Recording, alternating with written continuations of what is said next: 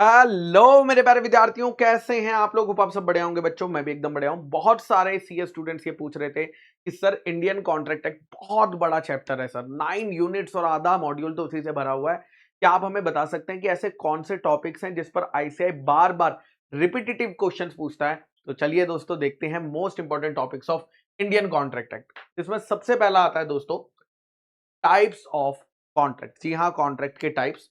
Second आता है दोस्तों ऑफर के काइंड्स, जो डिफरेंट काइंड्स ऑफ ऑफर है।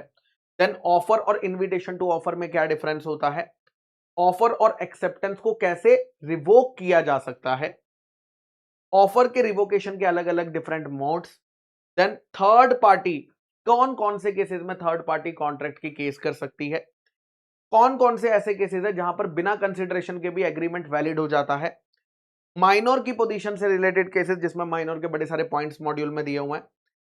फ्री कंसेंट पर कब कब कौन से ऐसे केसेस है जहां पर हमारी कंसेंट फ्री नहीं होती है। अपोज टू पब्लिक पॉलिसी जिसमें 9 केसेस दोस्तों दिए हुए हैं। लिस्ट ऑफ वाइड एग्रीमेंट जिसमें 11 केसेस दिए हुए हैं। ज्वाइंट प्रोमिसर का कैलकुलेशन बेस्ड क्वेश्चन आता है। एप्रोप्रिएशन ऑफ पेमेंट का भी कैलकुलेशन बेस्ड क्वेश्चन आता है।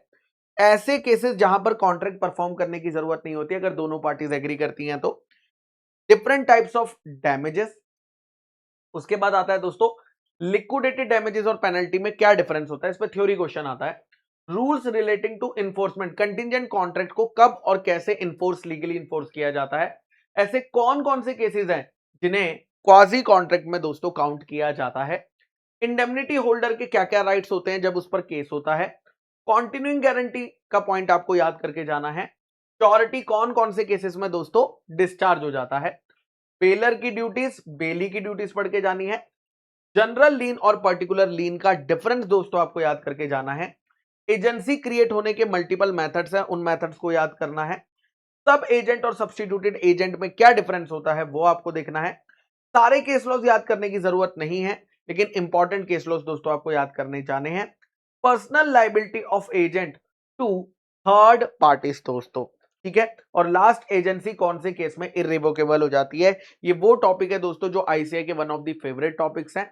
अगर आप चाहें तो मैं हट जाता हूं, आप इसका स्क्रीनशॉट भी ले सकते हैं दोस्तों, ले सकते हैं।